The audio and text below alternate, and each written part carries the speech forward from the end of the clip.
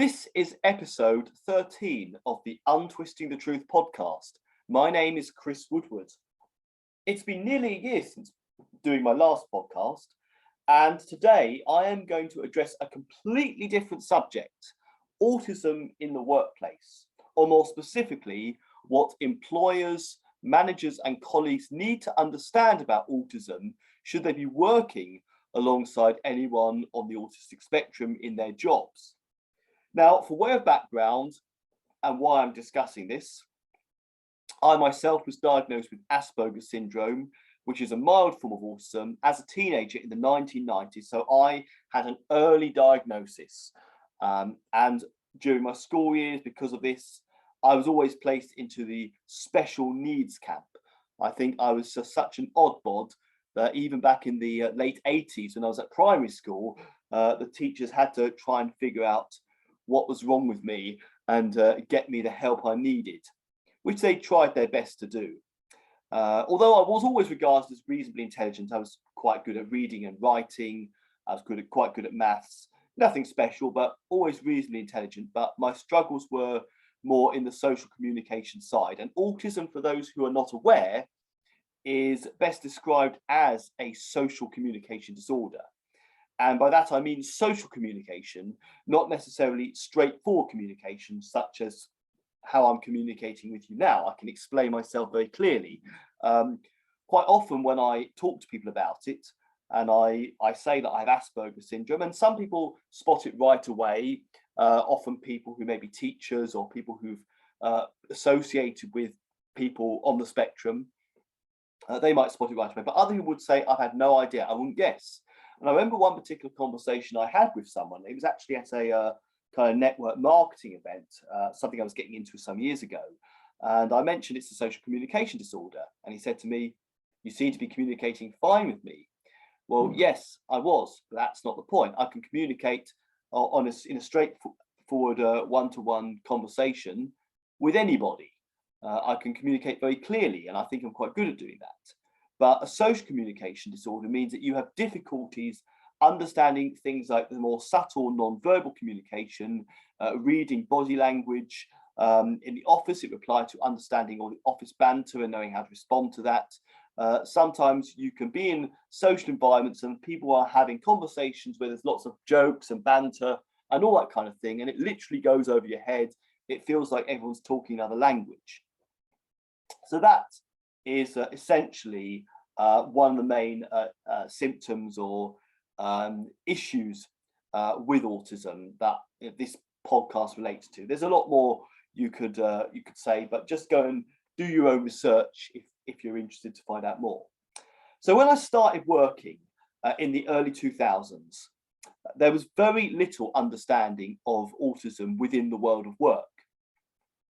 And unfortunately, more than 20 years later, despite all the drives for diversity and inclusion, not much has progressed in terms of understanding the needs of autistics in the workplace. At least this is the case in my personal observations, which is why I'm doing this podcast. I've had a few issues in my current role recently that have kind of triggered off some thoughts on this. And I just wanted to share my thoughts. And the one of the things that motivates me to do this is that what we typically did when I began my working career, and at various points when I've needed to explain myself to help people understand my condition, would be to give people a leaflet by some autism support group or autism advocacy group, which explains a bit about autism or Asperger's syndrome and what you can expect, the different symptoms, and all that sort of thing. But the problem is that most of the written material out there is very generic, and it does not explain the many, many variables in how one's autism or Asperger's may manifest themselves, and lacks the depth needed to truly understand this condition. Before I go any further, I'm just going to clarify, for the rest of this podcast, I'm not going to use the term Asperger's, even though that was my diagnosis, because they're not using that term, I believe, in the current diagnosis process. It's just all under the umbrella of autistic spectrum disorders. But I am primarily talking about or referring to people who are at the milder end of the spectrum. So people who are capable of being in employment or can at least aspire to live independently, that sort of thing. Not the people who who have got no chance of working and cannot speak. That's not talking about severely autistic. It's the milder end of the spectrum. People with kind of average to above average intelligence. Okay, so hopefully that's clear. So, for instance, on when I was saying about the leaflets and the general materials out there that they lack depth, I just want to give one example. In a previous job, this is more than 10 years ago now, I once said to one of my managers, "I'm tired." I can't remember what the context was. And my manager responded saying, "Well, tiredness is not a symptom of Asperger's or autism. Tiredness isn't a symptom, so we can't really make any allowances for that." However, there's one thing this manager did not understand. Yes, it is true that tiredness is not a direct symptom of autism. It's like it might be of ME or something like that.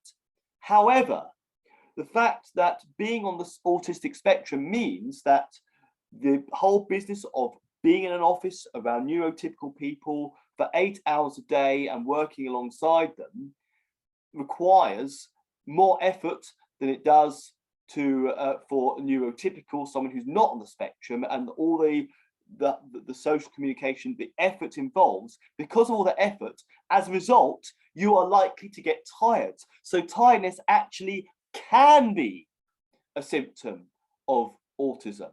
Of course, as I say, the symptoms are many and varied, and what I'm going to cover in this podcast is basically 5 issues arising within the workplace. Some of these issues are interrelated, but I've broken it down to 5 categories. Now, these are based on my personal experience. They may not apply exactly to all autistics. There may be other factors or there will be other factors that I haven't discussed.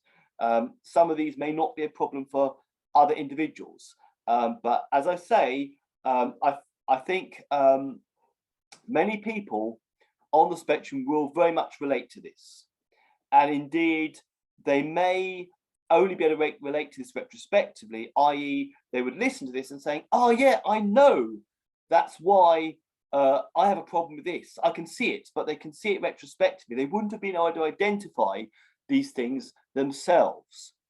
So the list is not exhaustive, and there's no doubt many other issues that could be covered in this episode. I may, if I feel inspired to, or if people want me to, do more episodes on this whole topic.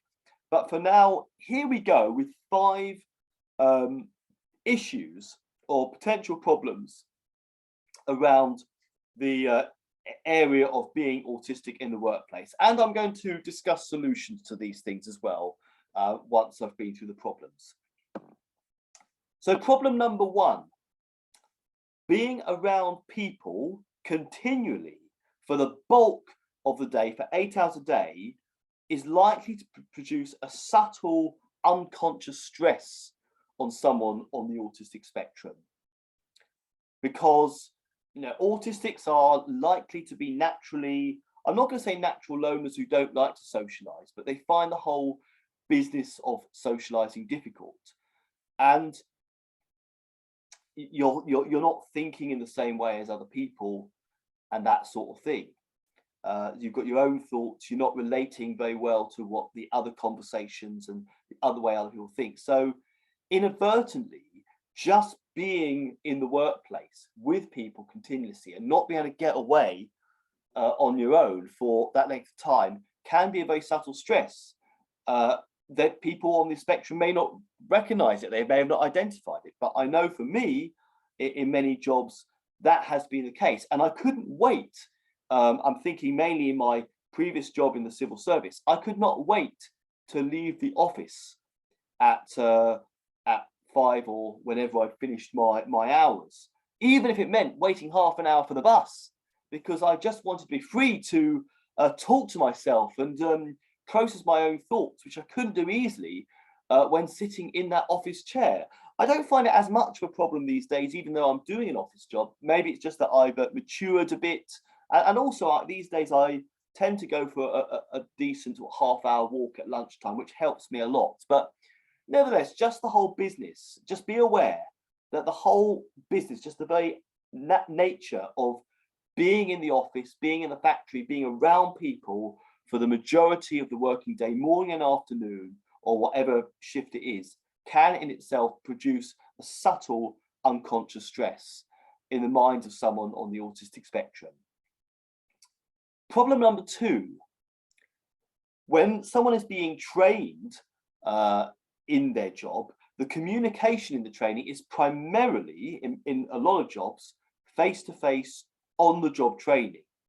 So someone who is on the autistic spectrum, when they're learning the job, they are going to have to make an effort to focus on communicating with another individual while simultaneously trying to learn a job and trying to understand a job. And this is actually a contrast to what typically happens in school, where the information is presented to you by the teacher at the whiteboard, or maybe in the past with the blackboard, or maybe more these days with these interactive whiteboards. It was generally whiteboards in my day, but generally speaking, the majority of your learning was through the teacher being at the front, giving you information, and then you just going through your workbooks and that sort of thing. But in the job, it's primarily face-to-face, predominantly by somebody showing you the job, because that's what's most efficient for most companies. Now, sometimes when you are training someone on the autistic spectrum on the job in a face-to-face type of way, the individual with autism is going to lack eye contact. And the individual who is training that person with autism might feel that this autistic individual is not paying attention to me. And this can happen when, in actual fact, the autistic individual may be doing the opposite. They may be trying very, very hard to concentrate, which is why, or partly why, they're not showing much eye contact. So there can be a lot of misunderstanding. And the other problem with this method of training on the job is that the learning can be done in a very haphazard way. It all depends on what work comes into the office or is due to be done on that given day when the autistic individual is being trained. If you have a difficult case, you generally have to go along with it and figure out how to do it in the deep end. And that is a problem, because people, especially myself, who are on the autistic spectrum, need to learn things in a straightforward, logical kind of manner. There may also be trigger words. And what I mean by this is that a certain word or phrase could be used. It could be anything. And that word, and it doesn't necessarily be a word that has any significance to anyone. It could be all kinds of things, but one might say a certain word, and that autistic suddenly starts to think of other things, or it has certain connotations to them, and they get distracted. So then they're having to try and ward off all these distractions whilst trying to concentrate on this new job, and maybe worry about whether someone else is aware that they're not concentrating, if that's how they've been treated in the past, if they've been told in the past, oh, you're not paying attention, when actually they are. And that can, again, cause a bit of a vicious circle and make the concentration harder. Now, I'm not saying here that it's impossible for anyone on the autistic spectrum to be shown something face-to-face and learn something on the job. Simple things it may be fine for, but when there's complexities, and when this is the primary method of communication within an office or a factory or other type of working environment, it can cause a problem. And again, if you were to ask people on the autistic spectrum, how do you find this method of learning? They might say fine. They might say, yeah, it's okay, I understand what this individual's telling me. But again, the problem is subtle. They may not realize these things. They may not identify the fact that they are having to think hard about the communication while simultaneously learning a job. You identify these things. Me personally, I've identified these problems in myself more retrospectively after I've had the problems. In particular, in one particular job where I was only there for 3 months and didn't really work out well, I can see now retrospectively why this was the problem. I was being told, you're not paying much attention. Well, I was trying very hard to, but because I didn't show it, because I didn't have the right eye contact and that sort of thing, the people training me thought I wasn't. And that's a problem when this is the primary means of communication. And linked to this is the whole business of office banter and the general vibes and not understanding. And what can often happen is that because you don't really get the office banter and the subtle non-verbal communication which goes on in an office, the autistic individual is judged to be not very capable, and they are, if they retain the job, they're just left to do the easy routine work. And this may not be an issue in itself, because a lot of people on the spectrum do very well with the straightforward routine tasks, the other tasks that other people might say are boring.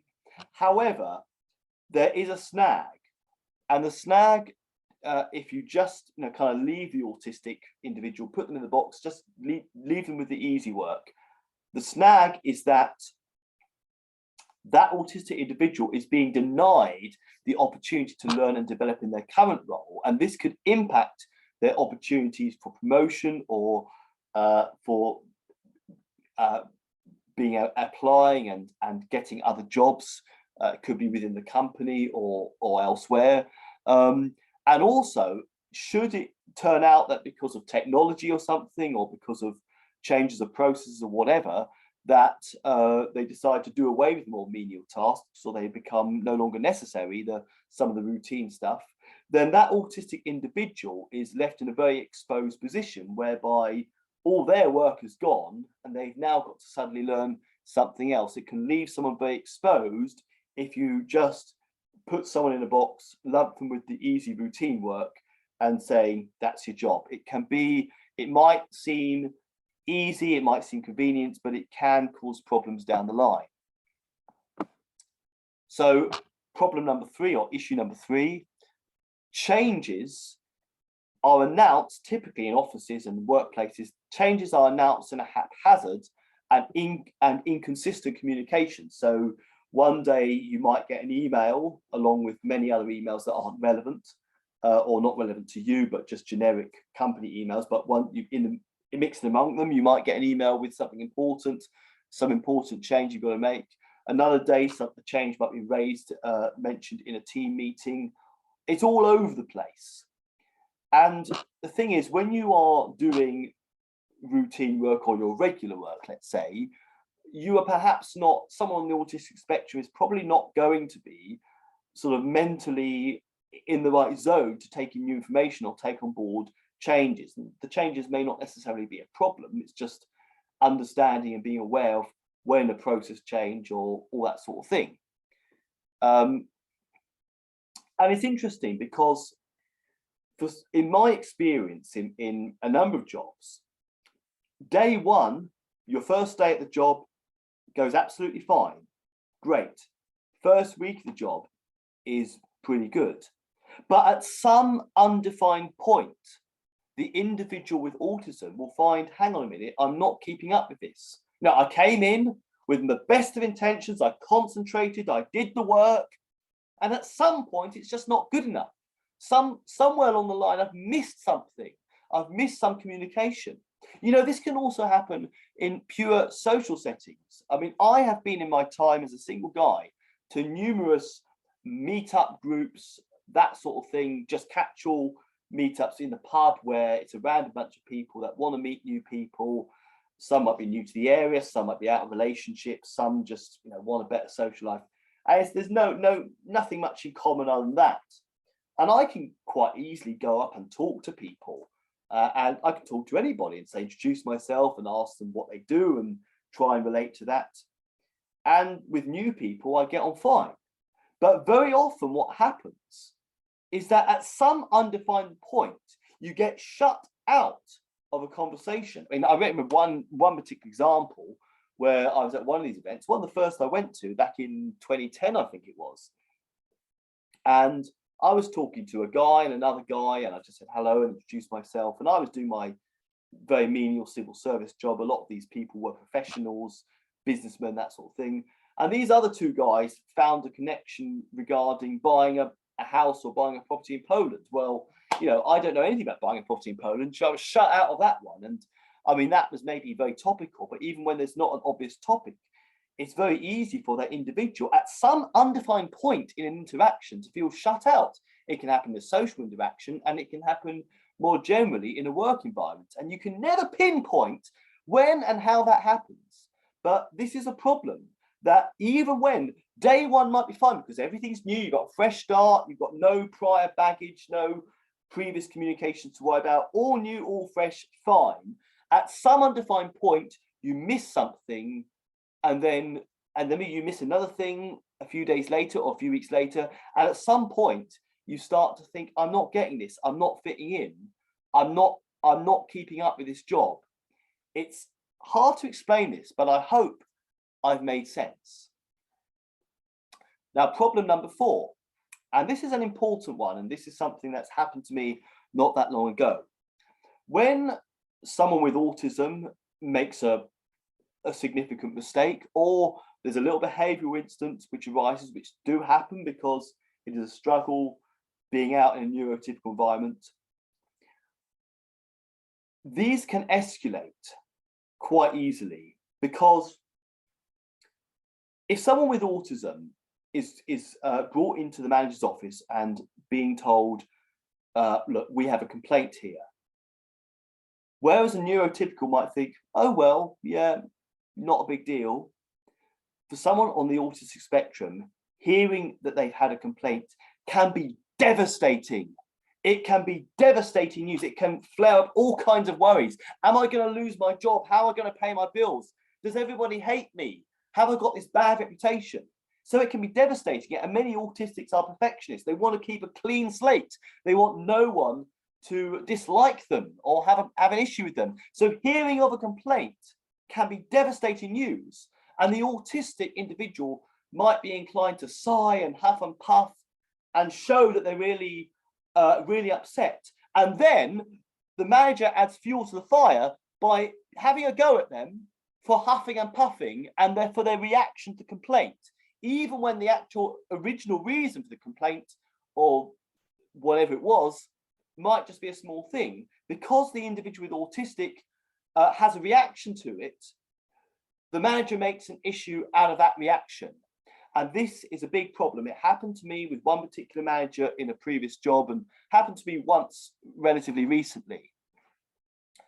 Remember, people on the autistic spectrum may well have been bullied at school, in the home, or in previous employment, or anywhere.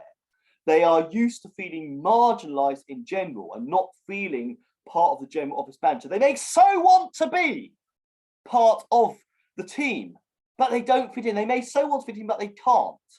So they can often go around their day-to-day lives feeling a very negative vibe, especially when there's the absence of anything, any praise or credit and all that sort of thing. So they so want to be liked, they so want to be accepted, and being informed that there's a complaint can be devastating. So this is a problem. Managers and employers need to understand this. They need to tread very carefully when there's an issue that needs to arise. Maybe don't use the word complaint, because the word complaint could, in some cases, have many connotations. They might think of all kinds of other complaints, terrible complaints they've heard other people have, and just that word could trigger off a lot of negative feelings and cause a reaction. So you've got to tread very carefully when you are having to deal with a potential disciplinary issue. And if someone is going to huff and puff and sigh, just accept it. You've got to make reasonable adjustments, and that's an easy adjustment. Just accept that in the privacy of a one-to-one office, that person may need to scream and shout and show they're not happy. Just accept it. If you don't accept it, the problem can escalate. And problem or issue number 5 is that in general, with all these types of problems and issues related to autism in the workplace, it is all the onus always seems to be on the employee with autism to have to explain themselves or explain to the managers what help they need, what reasonable adjustments. I've been asked on occasions, "Oh, why are you stressed?" when I said I'm stressed. And it's like, I don't know. I mean, I might just say it's the work, but actually it's a whole mixture of things. It could be a little bit of having a heavy workload. In fact, it's probably not so much having a heavy workload, but it's being worried that what's going to happen if I don't manage to accomplish that heavy workload? Am I going to be criticized for it? That's probably what's more causing stress, but it's also the subtle stresses of just being in an office around people, especially on the days when the office is busy and there's maybe visitors and there's people moving about and there's complex situations going on. Those things can cause subtle stresses. But the thing is, the issue is, it's always the onus on the individual with autism to try and explain, and they may not be able to explain. They may not have the words. They may have not identified themselves what is causing them stress or anxiety or whatever problem it is, especially if you are young and just entering employment.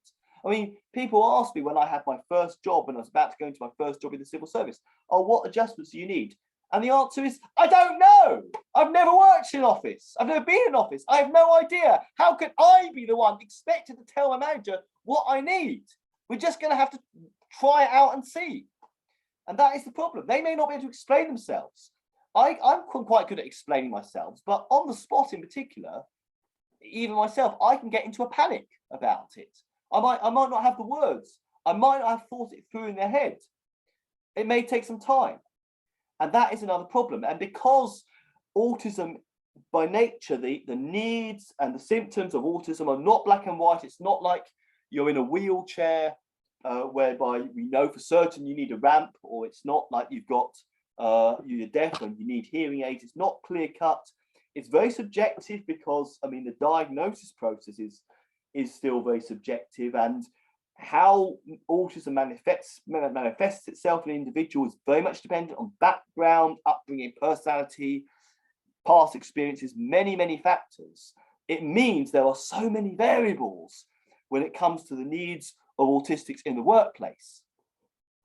So I'm going to go through the solutions to these problems now. I've talked a lot about problems, and I hope you can see that I'm passionate about it. I hope you can see some depth to this podcast that you don't get in just generic leaflets that are written by neurotypicals who haven't lived with autism, that haven't had to face these kind of struggles that I have. So here are the solutions. I think perhaps the most important thing is, and it's a simple thing really, that employers, managers and colleagues need just to have a bit of understanding. They just need to understand that this individual has this condition called autism. And they need to understand it's a social communication disorder. It's not a big disability. It's similar to being, say, partially blind, just partially sighted, not blind. Or maybe someone who's got 50% hearing in one ear, so partial deafness, but not complete. Because with those sort of people, you don't think of them as disabled people. You think of them like everybody else. But just once in a while, you have to make an adjustment. You have to remember that if you're in a crowded place and you're next to someone who's only got 50% hearing in one ear and you're next to their bad ear, you might have to move to the other side so they can hear you. And again, it's important to note, although I'm being passionate here, I'm talking about a lot of problems, people on the autistic spectrum can thrive in the workplace. And these problems, the big problems, are not likely to be day-to-day events. In fact, things may go relatively smoothly for months or even years before a big problem occurs. Although a lot of what I'm talking about is the unconscious struggles that no one may be aware of. If someone on the autistic spectrum, manages to get a job, which is another challenge itself, and retains it. These problems, they won't be every day, they might not even be every year, but they can occur and they can flare up at any time, or be triggered at any time, let's just say. So you've got to recognise that it's a social communication disorder. Understand that you don't understand everything. Understand that, yeah, I can understand this much, but really understand that it could affect somebody in all kinds of ways, not just in the obvious ways, not just in the ways that a textbook or a leaflet might suggest it will. Recognise the subtle unconscious stresses that the autistic individual may not even recognise themselves, but they may see retrospectively when someone talks to them, such as such as being in an office all day with all people, how that in itself can be can be a subtle stress, maybe a minor stress, but it's subtle, it's there. Be prepared for people to lapse in concentration, to have those moments when their mind goes into pause. Be prepared for meltdowns.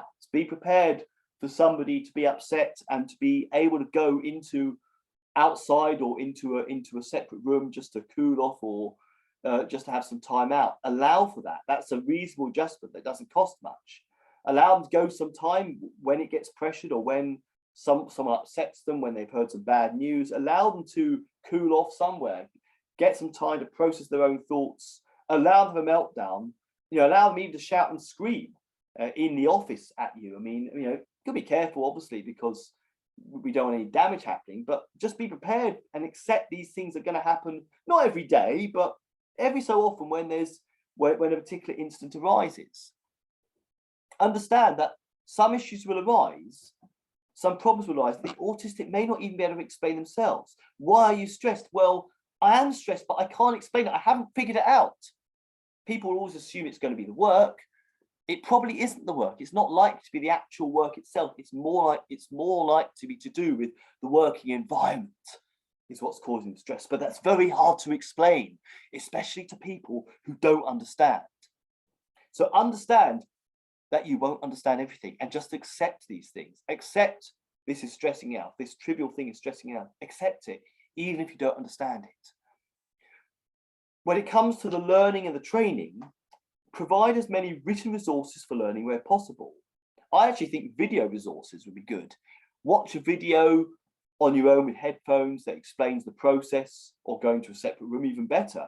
Allow them to rewatch the video as many times as they like, make their own notes, and then go through some questions or some test cases or whatever it is you're doing, and then give them a little test. And once they've shown they know enough, they've passed the test, then they're good to go with the job. That would be a great way to learn. That's how, when I did a couple of years in an accountancy course outside of work, that's how I learned. It suited me very well. You learn something, no other people around, no hassle, no problems, not having to worry about the communication. Now, of course, this may not always be possible. So some things may require on-the-job training. Some things you can't teach through a textbook. So I'm not saying on-the-job training is not possible, but you've just got to remember that when you're training on the job, don't worry about a lack of eye contact or a lack of engagement. Accept they're autistic, accept they might respond, but accept that they are concentrating. In fact, if they're not engaging very well, it probably means they're trying very hard to concentrate. So recognize that and accept it. Make clear if there's any important changes going on. Make sure that these changes, like changes to work processes and all that kind of thing, are delivered in a consistent way, such as maybe a weekly email on a Monday morning which says any updates, anything important you need to know. That would be a great idea, because otherwise it can come in an email. There's one important email in amongst 10 generic company-wide emails that aren't relevant to that individual, and you miss it. So when there are changes, information that's important to that individual's job and what they need to do, make the communication consistent at a consistent time, so they know what time it is they need to put their mind and focus on these things, and don't have to worry about it the rest of the time. And sorry,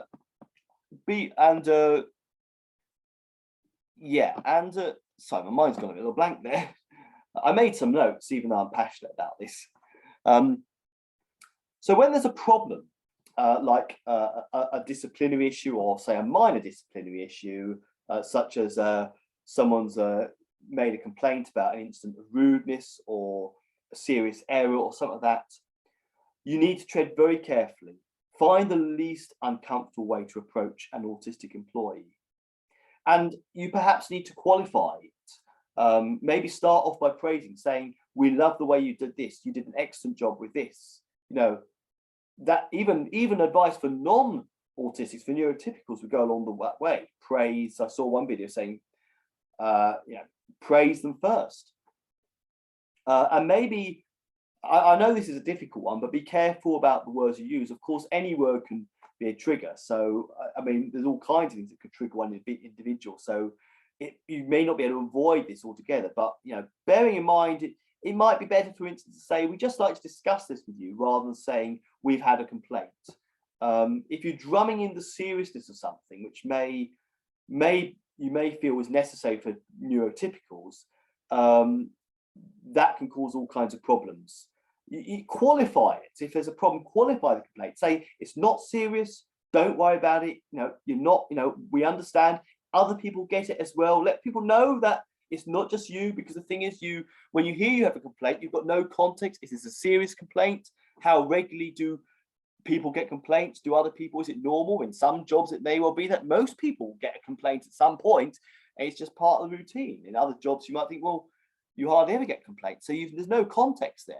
So qualify and say, look, you don't give names, but saying these happen all the time. It's not just you. There's other people. It's just the way we have to, just the formality, explain all that. And be prepared that even if you do approach in a very sensitive way, that the fact that this individual with autism knows that they've made a serious error, or they've had a complaint, or someone's criticized them for something, it could be devastating.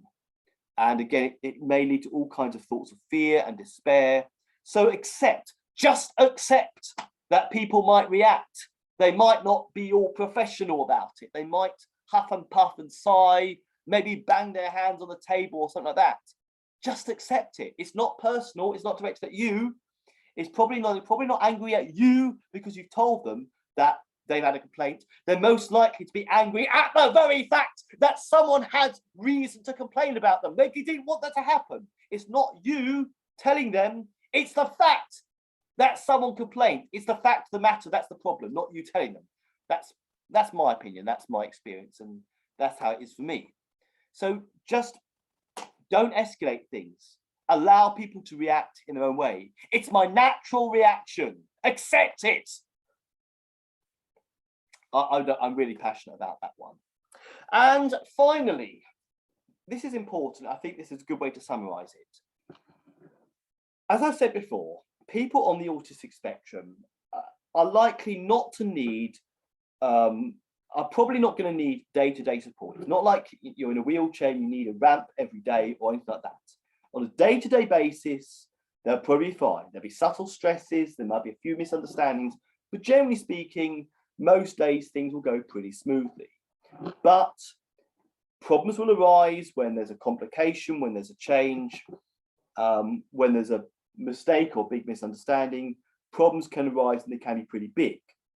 So there needs to be, the autistic individual needs to know that if a problem arises, I can call someone to come in and speak to my managers and sit with me, and they can explain my condition. Hopefully somebody who understands autism, somebody who can really understand, who's got good intuition and can understand what's going on in the autistic's mind instinctively. Those kind of people can be very, very useful sometimes. There can be a problem at other times because you can't hide off from them, but they can be very, very useful in this sort of situation. A little bit like an autistic support union rep, like other people have their union rep when they have disciplinary. This isn't a union rep as such, but it's more like an autism union rep, you could call it. Somebody that they can call upon at any time, and the manager accepts, like, I do not understand autism. The manager accepts that, but they accept that this individual does, so that they've got that safety net. And that will take away, having that safety net of another individual, a support worker who's not there to give constant support, not there to help them with all the basics, but is just there and available, is going to give that autistic employer a much more feeling of security in the job, and it's going to take away a lot of the stress. So I hope you found this video useful and interesting. If you did, then please comment on this channel. Please yeah, I think you can comment on the YouTube or on Spreaker or wherever I put it. Please comment. If you'd like to discuss this more with me, then I would be just let me know, and I'd be happy to discuss it further. I'd be happy to talk whatever it is your situation is.